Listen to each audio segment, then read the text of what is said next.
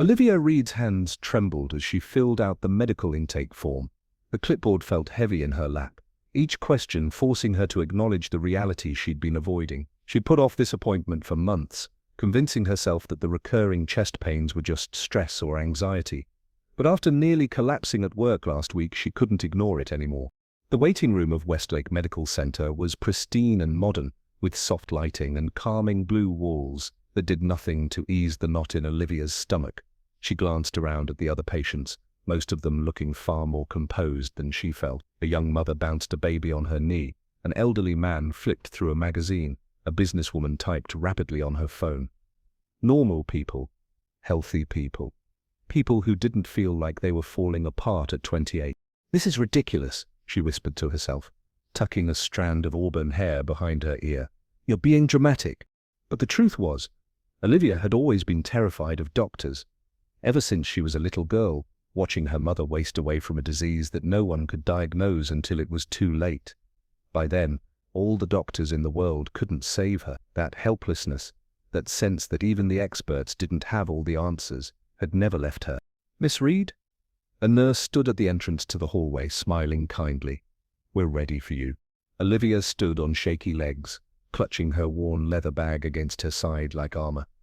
As she followed the nurse down the corridor, her heartbeat quickened. Each step felt like moving through molasses, her body resisting what her mind had finally accepted was necessary.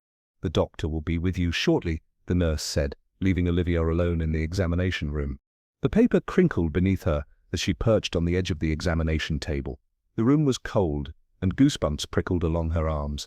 She focused on her breathing, the way her therapist had taught her. 4 counts in, hold for 7. 8 counts out.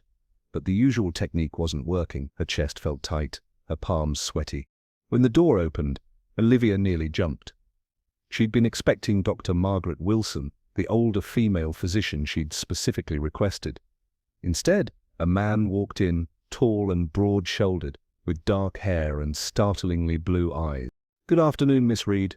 I'm Dr. Ethan Taylor."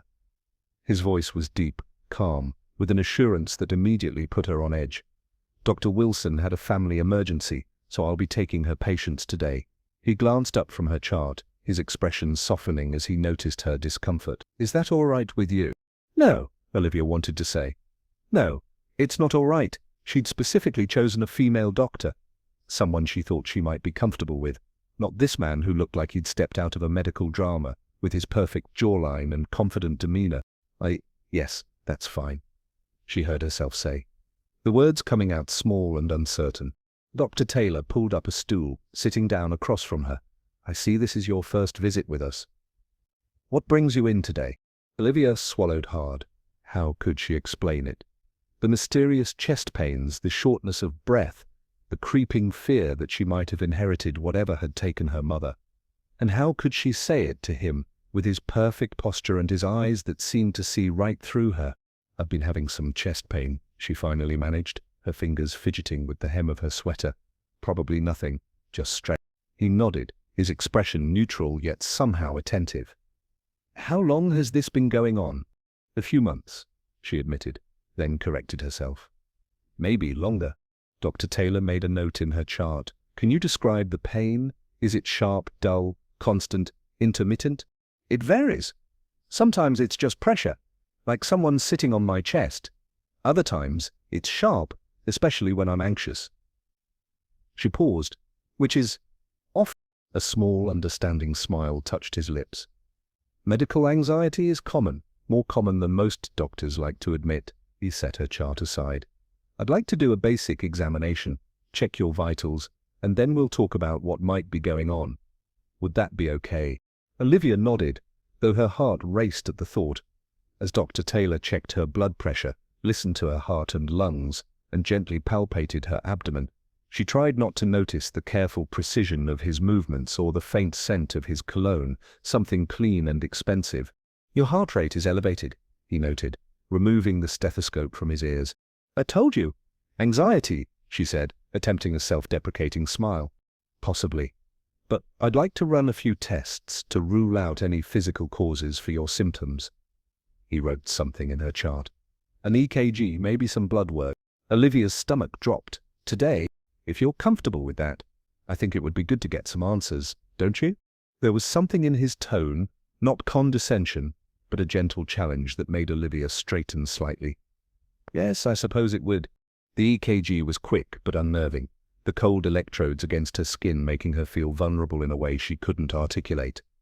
Throughout the procedure, Dr. Taylor maintained a professional distance, but occasionally their eyes would meet, and she would glimpse something beneath his composed exterior, a flicker of concern perhaps, or curiosity. After the blood draw, which Olivia endured with gritted teeth and averted eyes, Dr. Taylor invited her back to his office rather than the examination room.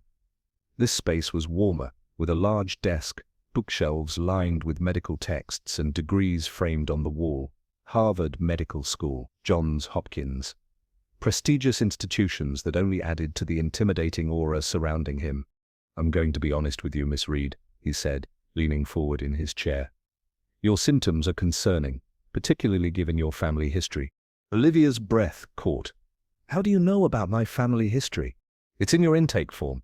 You mentioned your mother passed from an undiagnosed heart condition." His voice was gentle, but his eyes were intense. "Oh, right." She'd filled out that section almost mechanically, trying not to think too deeply about the implications. "I'd like to schedule you for an echocardiogram and possibly a stress test." He reached for a business card, writing something on the back. "This is my direct number. If your symptoms worsen before your next appointment, I want you to call me immediately." Olivia stared at the card in her hand. "Doctors didn't typically give out their personal numbers, did they? I'm sure that won't be necessary." "Humor me," he said, a small smile playing at his lips. "I take all my patients' health very seriously." As she slipped the card into her bag, Olivia felt a confusing mix of emotions. Relief that someone was taking her concerns seriously, discomfort at the intensity of his attention, and something else, something she couldn't quite name, that made her acutely aware of the small space between them. "I have a cancellation tomorrow afternoon," Dr. Taylor said, checking his schedule. "If you're available, we could do the echo then." "Tomorrow?" Olivia's mind raced. She had work, deadlines that her boss had made very clear were non-negotiable. "I'm not sure I can make it." His expression remained calm, but his eyes narrowed slightly. "Miss Reed, Olivia, I don't mean to alarm you, but if there's something wrong with your heart, every day we delay could matter." The use of her first name startled her. It felt strangely intimate coming from him, and yet also right in a way she couldn't explain. "I understand, but my job—" "What do you do?" he asked, seeming genuinely curious. "I'm a graphic designer at Meridian Publishing." She straightened slightly with pride. It had taken years of freelancing and rejection before landing the position. "We're on deadline for a major book release." Dr. Taylor's expression shifted, a flash of recognition crossing his features before he composed himself. "Meridian Publishing," he repeated, almost to himself. Then, more firmly, "I'll write you a doctor's note." Something about his reaction unsettled her. "Do you know someone who works there?" "I know many people in many places, Miss Reed," he said, his professional demeanor returning like a shield sliding into place. "Now, shall we schedule that appointment for tomorrow, or would you prefer to risk your health for a deadline?" The subtle challenge in his voice sparked something in Olivia, a flare of defiance that momentarily overcame her anxiety. "That's not fair. Not everyone has the luxury of putting their health first." For a moment, his composed expression cracked, revealing a flash of something that might have been guilt or understanding. "You're right. That was insensitive of me." He paused, considering. "What if we schedule the echo for early morning, before your workday begins? I can come in early." The offer surprised her. "You would do that?" "As I said, I take my patient's health very seriously." His eyes met hers, steady and unreadable. "Especially when the patient in question seems determined to put everyone else's needs before her own." Olivia felt heat rise to her cheeks, whether from embarrassment or something else she couldn't say. There was something unnerving about the way Dr. Taylor seemed to see through her carefully constructed defenses, the walls she'd built to protect herself from the world. 7 a.m., he suggested. "I'll be there," she agreed, suddenly eager to escape the intensity of his gaze. As she rose to leave, gathering her bag and jacket, Dr. Taylor stood as well. He was taller than she'd realized, his presence filling the small office in a way that made it hard to breathe. Or was that just another symptom she should be reporting? "One more thing, Miss Reed," he said as she reached for the door. Your health is not a burden or an inconvenience, it's a priority. I hope someday you'll see it that way too. The words struck her like a physical blow, cutting through years of learned behavior, of pushing through illness, of ignoring warning signs, of putting everyone else's needs before her own. How could this man, this stranger, see so clearly what even those closest to her had missed? She left without responding, the business card with his personal number burning a hole in her pocket, his words echoing in her mind. As Olivia stepped out of Westlake Medical Center into the crisp autumn air, she couldn't shake the feeling that something fundamental had shifted, that in meeting Ethan Taylor, some invisible thread of fate had been pulled, setting in motion events she couldn't begin to anticipate, and despite all her instincts telling her to run in the opposite direction, to cancel the appointment and find another doctor who didn't make her feel so seen, so vulnerable, Olivia knew with absolute certainty that she would be back tomorrow morning at 7 a.m. What she didn't know was that Dr. Ethan Taylor wasn't just any doctor, and their meeting wasn't the coincidence it appeared to be. The sky was still dark when Olivia arrived at Westlake Medical Center the next morning, the parking lot nearly empty, except for a sleek black Aston Martin that seemed wildly out of place among the few modest sedans. She checked her watch, 6:45, and took a deep breath, willing her racing heart to calm. She'd barely slept, her mind replaying every moment of yesterday's appointment, analyzing Dr. Taylor's expressions, his words, the way he'd seemed to look right through her. The medical center was quiet, the reception desk unmanned. A note directed early appointments to sign in and wait. Olivia scrawled her name on the clipboard and sank into one of the chairs, her fingers nervously smoothing the fabric of her dress pants. She dressed more carefully than usual, telling herself it was because she'd be heading straight to work afterward, not because she cared what Dr. Taylor thought of her. Miss Reed. She looked up to find him standing in the doorway, lab coat over a crisp blue shirt that matched his eyes. He looked impossibly alert for such an early hour, as if he'd been awake for hours. "You're here early," he noted, checking his watch. "I don't like being late," she said, rising to her feet. "A quality we share," he gestured for her to follow him. "The technician will be here shortly, but I thought we might talk first." As they walked through the empty corridors, Olivia was acutely aware of their solitude. The medical center felt different in the half-light of early morning, more intimate, less clinical. Dr. Taylor led her to his office rather than an examination room. "Coffee?" he offered, indicating a sleek espresso machine on a credenza behind his desk. "No, thank you. I'm already anxious enough." He smiled slightly as he prepared a cup for himself. "Caffeine doesn't actually cause anxiety, though it can exacerbate the symptoms.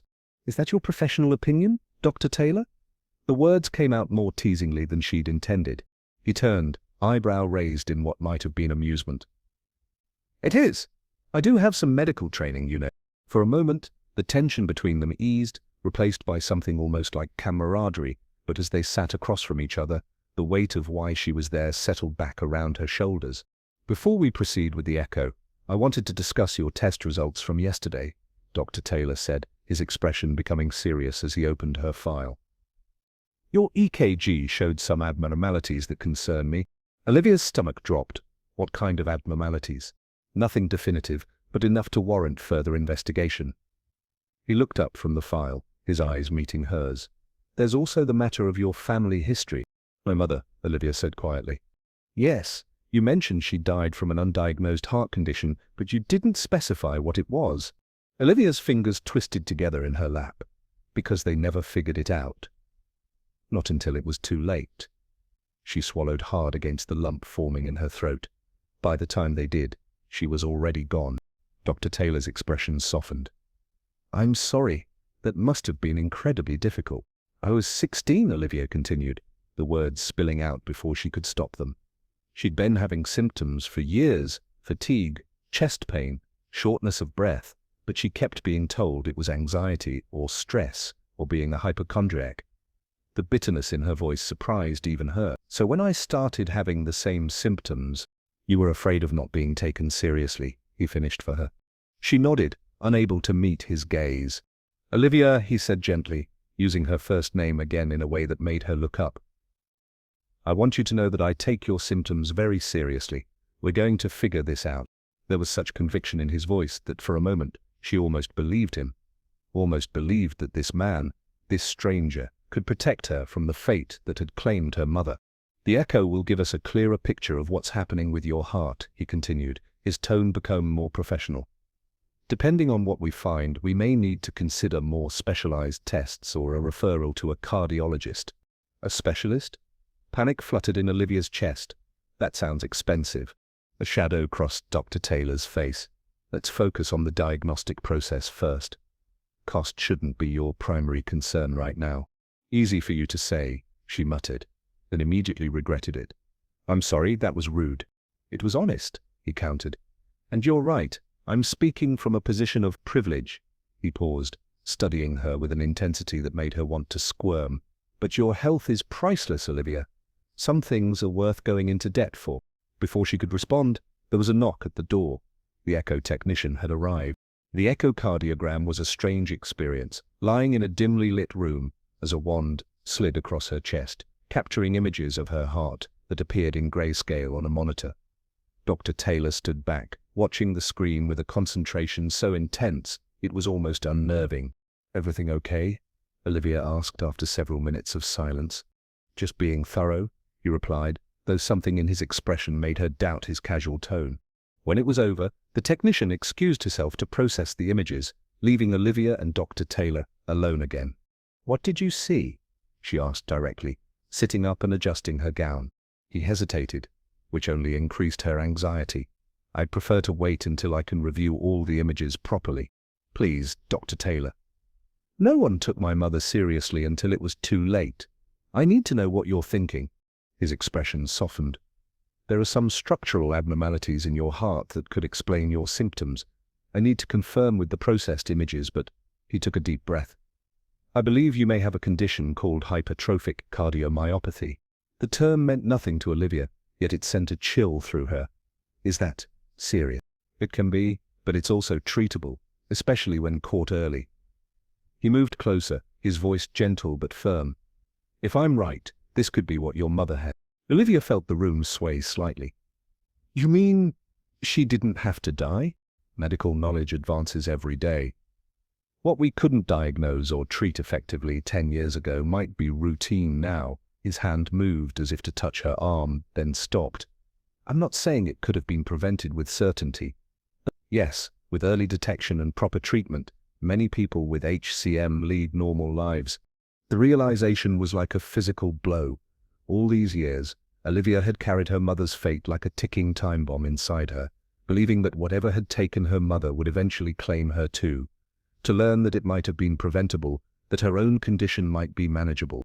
I need to run some more tests to confirm, Dr. Taylor was saying, his voice seeming to come from far away. But I want to start you on a beta blocker immediately, as a precaution.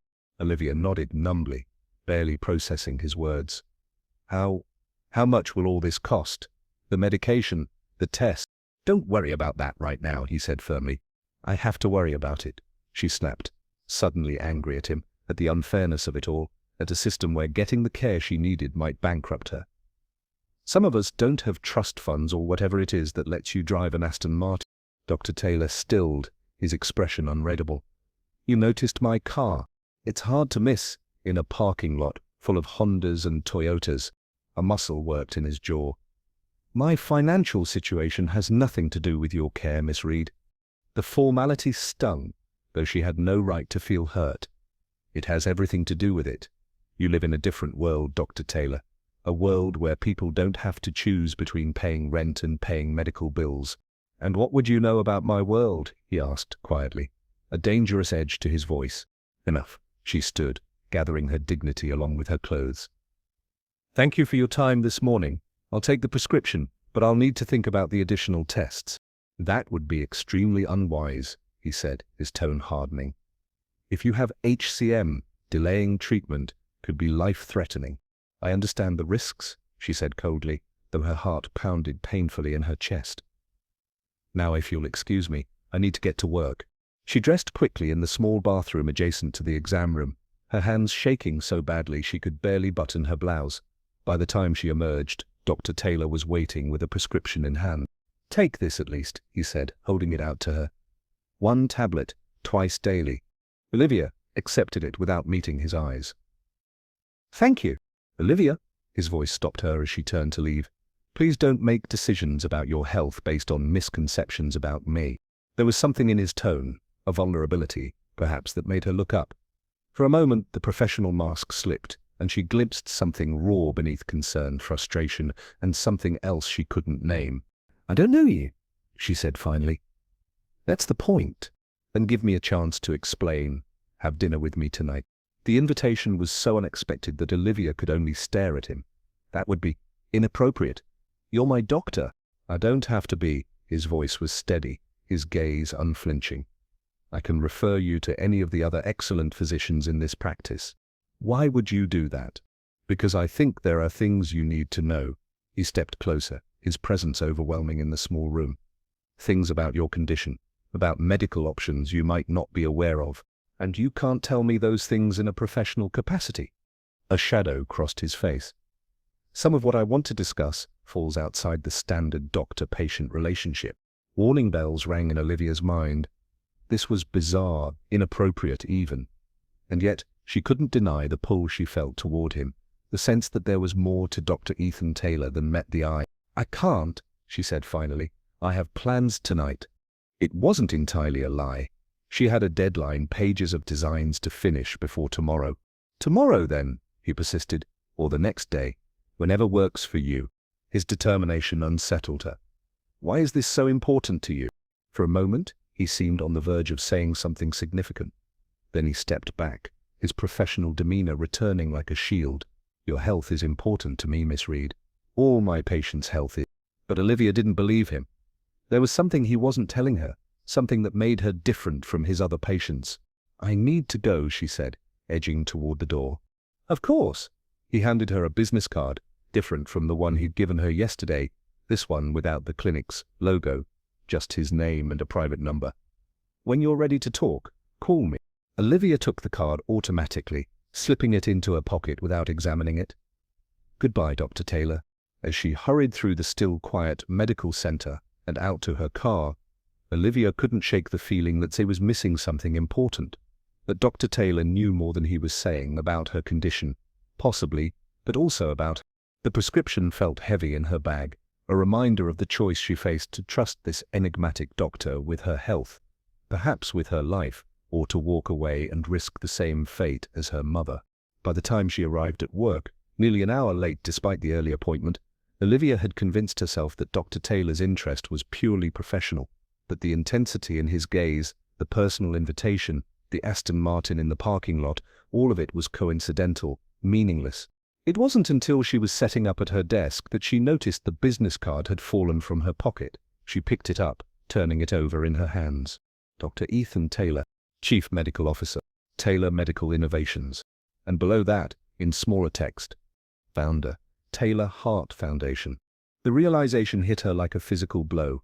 Dr. Taylor wasn't just any doctor. He was Ethan Taylor, medical entrepreneur whose company she'd researched just last month for a design project. The billionaire philanthropist who'd revolutionized cardiac care technology after losing his wife to a heart condition.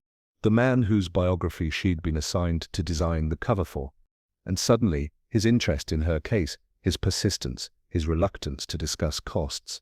It all made a terrible kind of sense. Olivia wasn't just a patient to him. She was a project, a charity case, perhaps even a research opportunity. The humiliation burned through her like acid. She had opened up to him, shared her fears, her vulnerability. And all along, he'd been watching her like a specimen under glass. Olivia crumpled the card in her fist, fighting back tears of anger and betrayal. She wouldn't call him, she wouldn't see him again, and she certainly wouldn't become another sad story in Ethan Taylor's philanthropic portfolio. What she didn't know, what she couldn't know, was that Ethan Taylor's interest in her went far deeper than charity or research. That the truth, when it finally emerged, would shake the foundations of everything she believed about herself, her mother, and the man she was determined to hate. 3 weeks passed without Olivia contacting Dr. Taylor. 3 weeks of taking the beta blockers he'd prescribed, of feeling marginally better, but still haunted by the knowledge that something was wrong with her heart. The same something, perhaps, that had killed her mother. 3 weeks of throwing herself into her work, staying late at the office, avoiding thinking about the crumpled business card she couldn't quite bring herself to throw away. She'd requested a different doctor at Westlake Medical Center, citing personal differences with Dr. Taylor. The receptionist hadn't seemed surprised, which only confirmed Olivia's suspicions that she wasn't the first patient to be uncomfortable with his intensity, his boundary crossing. But on the night she was working late on the biography cover. Ironically, Ethan Taylor's biography, everything changed. The pain hit suddenly, a vise clamping around her chest so violently that Olivia doubled over at her desk, gasping for air. Black spots danced at the edges of her vision as she fumbled for her phone, barely able to see the screen through the haze of agony. Who would she call? Not 911. She couldn't afford an ambulance, couldn't face more medical bills. Not her friends. What could they do? As the pain intensified, her shaking fingers scrolled through her contacts until, without conscious decision, she found herself dialing the number she'd manually entered but never used. Dr. Ethan Taylor. He answered on the second ring, his voice alert despite the late hour. Olivia? She couldn't speak, could barely breathe through the crushing pressure in her chest. Olivia, talk to me. Where are you? The calm authority in his voice cut through her panic. Work, she managed, each syllable an effort. Meridian Publishing. I can't, it hurts. I'm coming to get you. Stay on the line with me.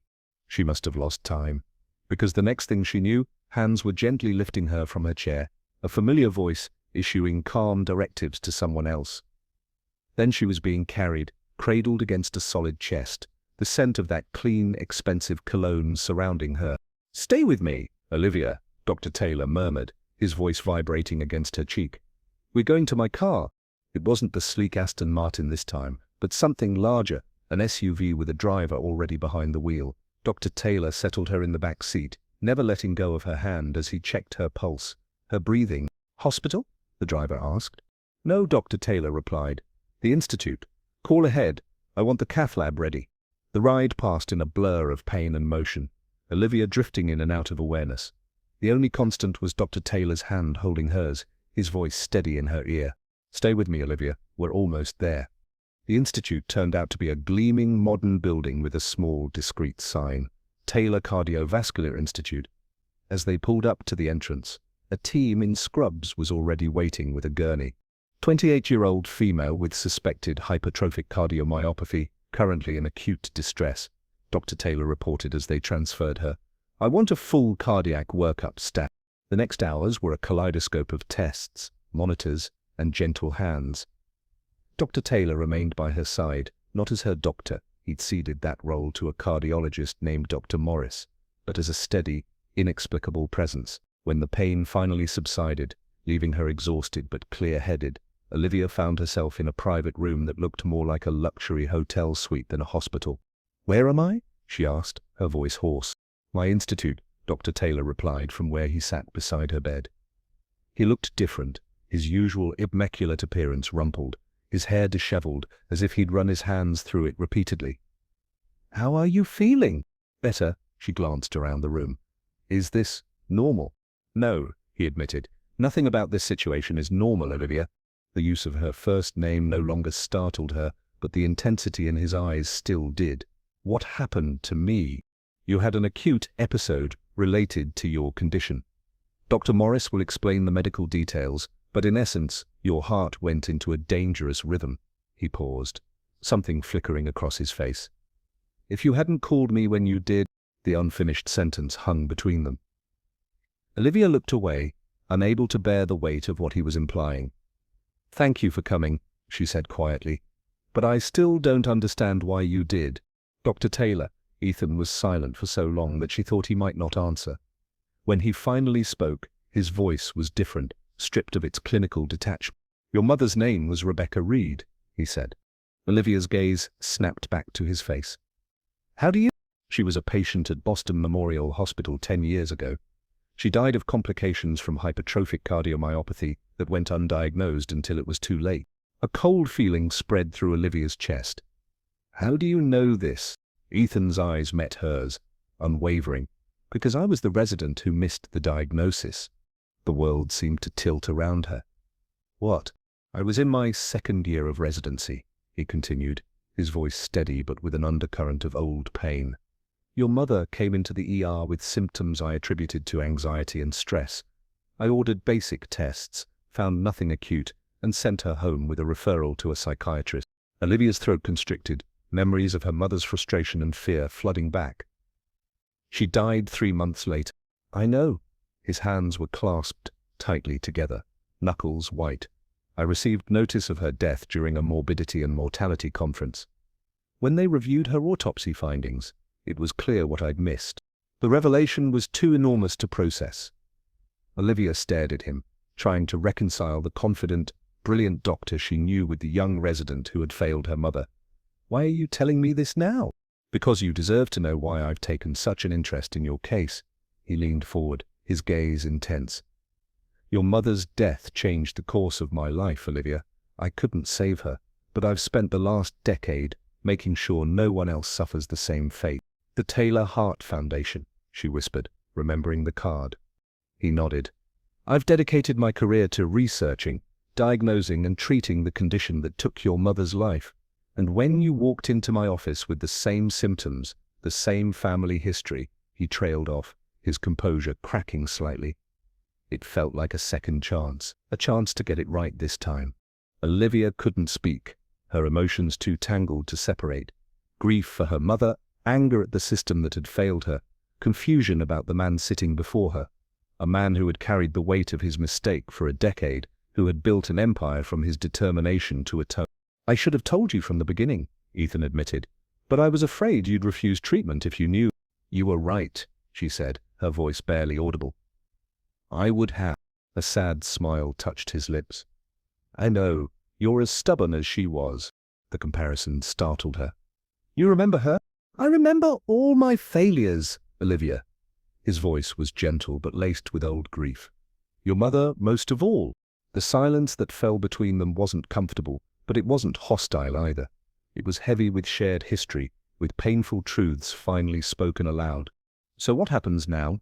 Olivia finally asked. Now, Ethan said, straightening slightly, you get the treatment your mother should have had. The best care, the most advanced therapies. And before you ask about cost, he held up a hand as she opened her mouth to protest. This is not charity. This is obligation. This is my debt to Rebecca Reed and to you. Olivia wanted to argue, to maintain the wall of pride and independence she'd built around herself. But the truth was, she was tired. Tired of being afraid, tired of fighting alone, tired of carrying her mother's fate like an inevitable curse. Okay, she said simply. Ethan blinked, clearly surprised by her acquiescence. Okay, I'll accept your help. She paused, then added softly. For my mother. Something shifted in his expression. Relief, gratitude, and something deeper that Olivia wasn't ready to name. Thank you, he said simply. Over the following weeks, Olivia became intimately familiar with the Taylor Cardiovascular Institute. It was unlike any medical facility she'd ever seen, cutting-edge technology housed in an environment designed to feel more like a wellness retreat than a hospital. She underwent a series of tests and treatments, each one meticulously explained by Dr. Morris, while Ethan hovered in the background, never interfering but always present. You don't have to be here for all of this, Olivia told him one afternoon as she rested after a procedure. I'm sure you have an empire to run. A small smile touched his lips. The empire can wait. As her strength returned, they began to talk. Really talk. Not as doctor and patient, but as two people connected by tragedy and chance. Ethan told her about the years after her mother's death, how he'd left his residency to pursue research into HCM, how he'd built his fortune developing new diagnostic tools and treatments. Olivia shared stories of her mother, memories Ethan treasured like precious gifts. She used to sing while she cooked, Olivia told him one evening as they shared dinner in her suite. Terribly, mind you, completely off-key, but so happy. Ethan's eyes softened. She sang in the ER too, something about raindrops on roses. My favorite things, Olivia said, her throat tightening. That was her way of staying calm. They fell silent, the shared memory creating a bridge between them, between Olivia's past and Ethan's, between grief and healing. As days turned into weeks, something else began to grow alongside Olivia's improving health. Something unexpected and complicated. She found herself looking forward to Ethan's visits, missing him when he was away, noticing small details about him, the way his eyes crinkled when he smiled, the slight accent that emerged when he was tired, the gentleness of his hands. It terrified her.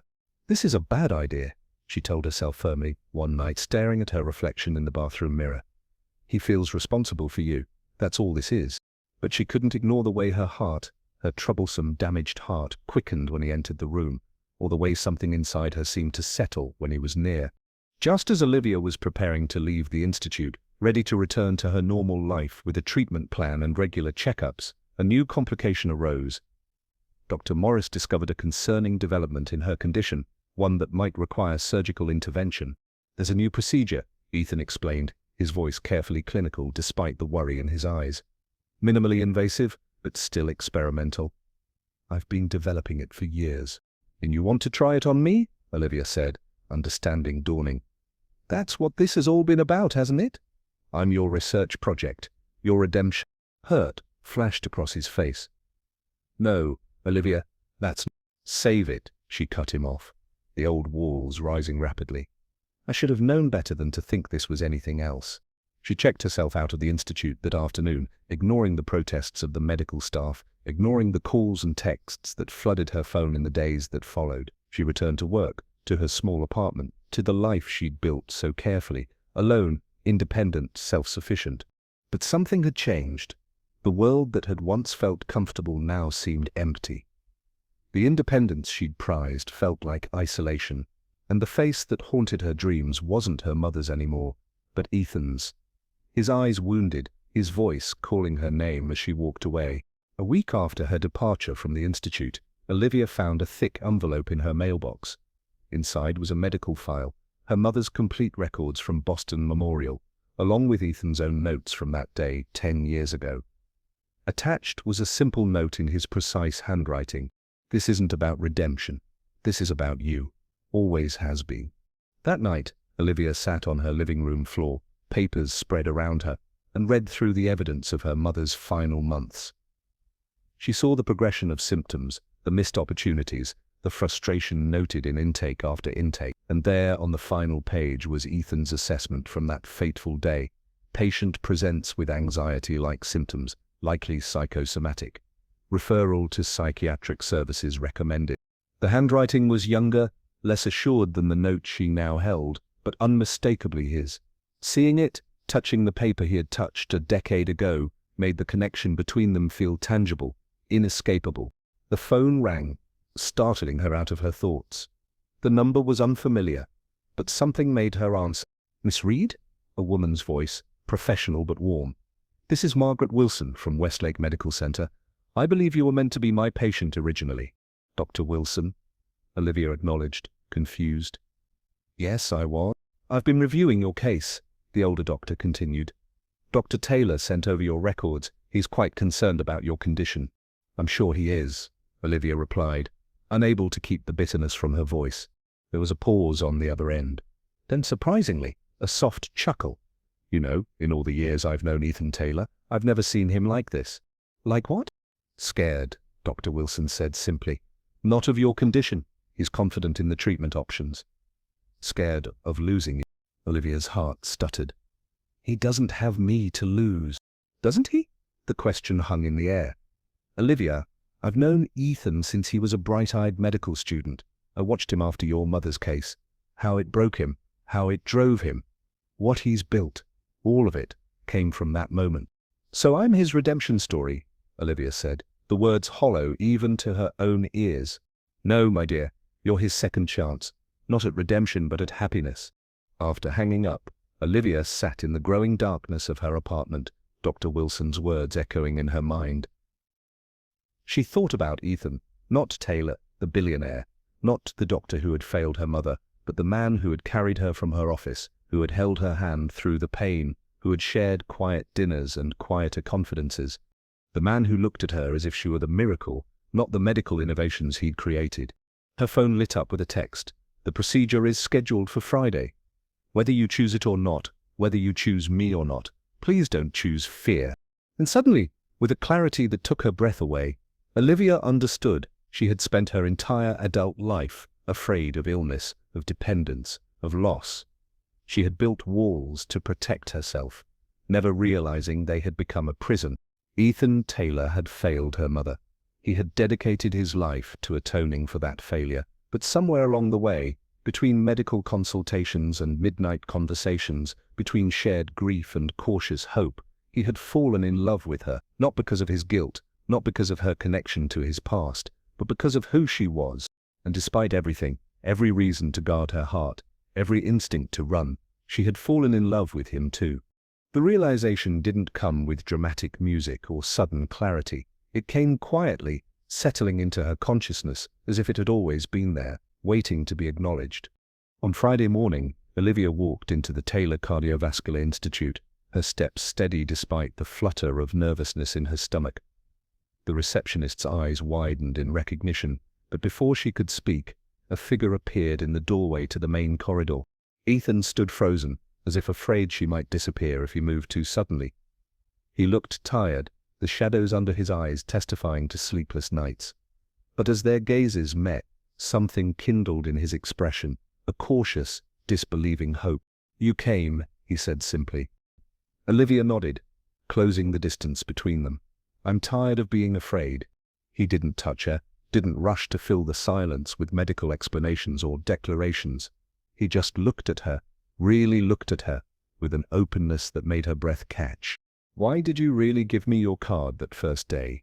she asked, needing to hear the truth from his own lips. Ethan's smile was rueful.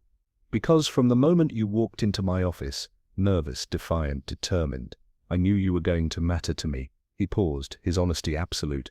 "I didn't know who you were then, Olivia. I learned that later, when I looked up your records. By then, it was already too late." "Too late for what?" "To keep my distance, to stay professional." His voice dropped. "To protect myself from falling in love with you." The words hung between them, honest and vulnerable and terrifying in their simplicity.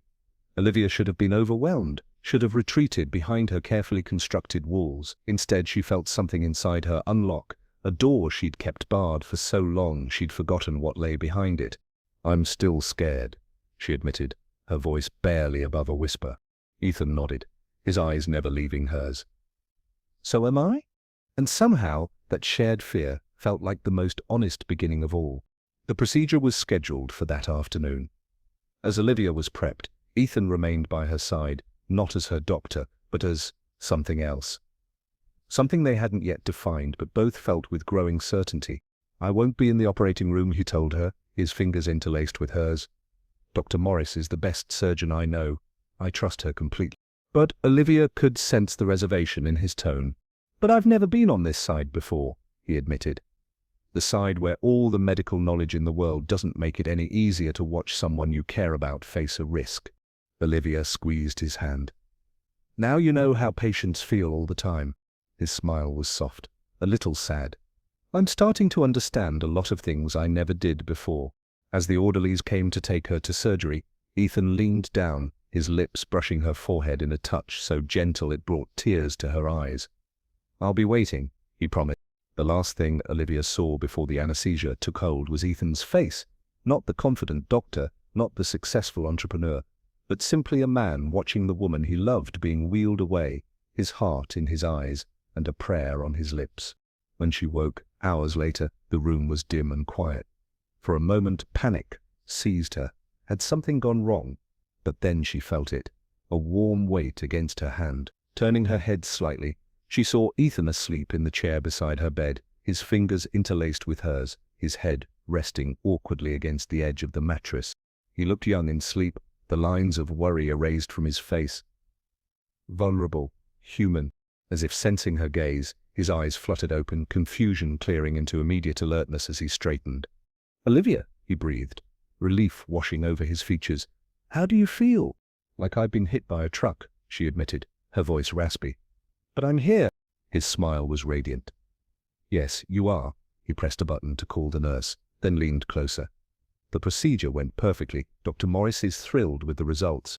"So I'm cured?" Olivia asked, hope and skepticism warring in her voice. "Not cured," Ethan clarified gently. "The condition is still there, but it's managed now. The risk of another episode like the one you had is significantly reduced." His thumb traced patterns on her palm. "You're going to need regular checkups, medication, Probably for life, but you can have a normal lifespan, Olivia. A normal life. The enormity of it settled over her. All these years, she'd been waiting for her mother's fate to claim her, never daring to plan too far ahead, to hope too deeply. And now, a normal life, she repeated, testing the weight of the words. Yes, Ethan confirmed, and then, with a hesitation that seemed at odds with his usual confidence. And I was hoping, that is, if you wanted, that I might be part of it. Olivia looked at him, this brilliant, flawed, earnest man who had been part of the darkest chapter of her family's history and had somehow become the beginning of her brightest future. I'd like that, she said simply. His smile then was like sunrise after the longest night, slow, gradual, but with the promise of warmth to come. Recovery was neither quick nor easy.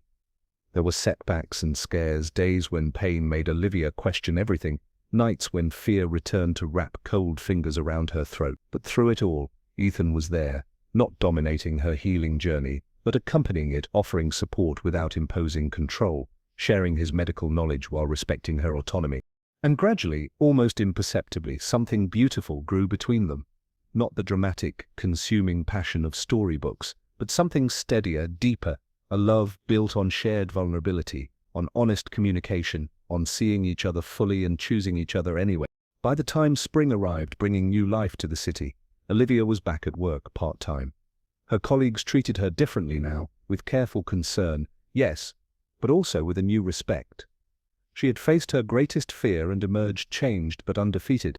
The changes extended beyond her health.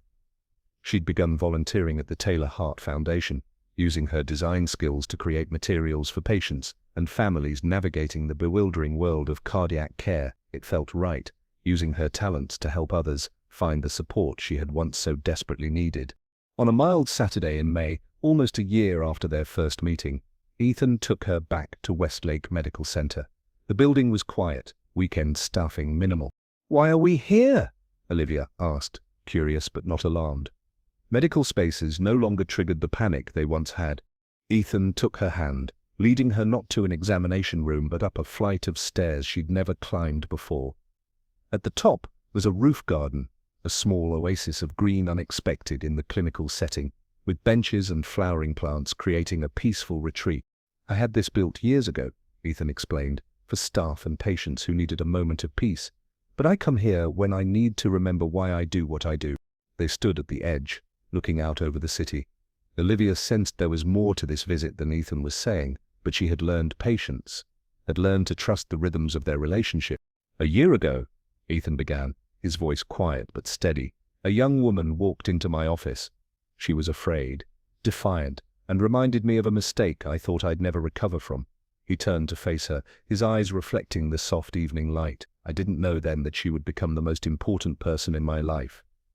That in trying to save her, I would find salvation myself." Olivia's breath caught as Ethan reached into his pocket, withdrawing a small velvet box, but he didn't open it, didn't drop to one knee. Instead, he held it between them, an offering but not a demand. "I'm not asking you to marry me today," he said, surprising her. "I know we're still learning each other, still building what we have, but I am asking you to consider a future where that's possible, where we continue what we've started, healing each other, challenging each other, loving each other through whatever comes next." He opened the box to reveal not an engagement ring but a delicate pendant, a small anatomical heart crafted in gold, studded with tiny diamonds that caught the light like stars. "A promise," he explained as he fastened it around her neck, his fingers warm against her skin. "That whatever happens, whatever challenges your heart faces, medically or emotionally, mine is beside it." Olivia touched the pendant, emotions swelling in her throat. "It's perfect," she whispered, and standing there in the fading light, Olivia realized that the miracle wasn't that she had survived her condition, though that was precious enough. The miracle was that through all the fear and pain and uncertainty, she had found a love that healed more than just her heart, a love that had mended the broken places in her soul she hadn't even recognized were wounded. A love born from tragedy but transformed into something beautiful, enduring, and wholly unexpected. 1 year later, Olivia stood in the newly dedicated Rebecca Reed wing of the Taylor Cardiovascular Institute, surrounded by state-of-the-art equipment and optimistic faces. The wing specialized in early detection and treatment of HCM in young women, particularly those from underserved communities who might otherwise fall through the cracks of the medical system. "Your mother would be proud," Ethan said softly, his hand warm against the small of her back. The gold band on his finger caught the light, matching the one Olivia had placed there herself just 3 months ago in a small, intimate ceremony by the sea. She would, Olivia agreed, her throat tight with emotion, but not just of this, of everything. As patients and their families began to arrive for the opening reception, Olivia watched her husband, a word that still felt new and wondrous, greet each one with genuine care, taking time to listen to their stories, their fears, their hopes.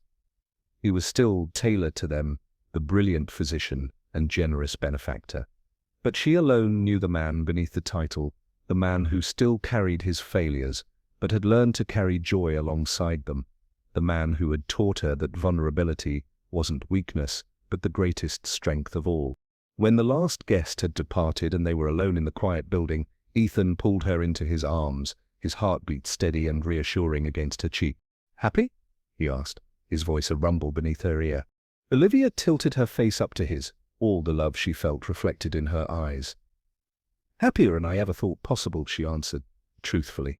And as their lips met in a kiss that held both passion and promise, Olivia knew with absolute certainty that some hearts, even damaged ones, were meant to find each other. That sometimes the greatest love stories begin not with instant attraction, but with fear and doubt and pain. And that healing, true, lasting healing comes not from avoiding our deepest wounds, but from allowing someone else to see them, to touch them with gentle hands, and to remind us that we are worthy of love not despite our scars, but because of all they represent. She had walked into a doctor's office a year ago, terrified and alone. She walked out now, hand in hand with that same doctor, into a future brighter than either of them could have imagined.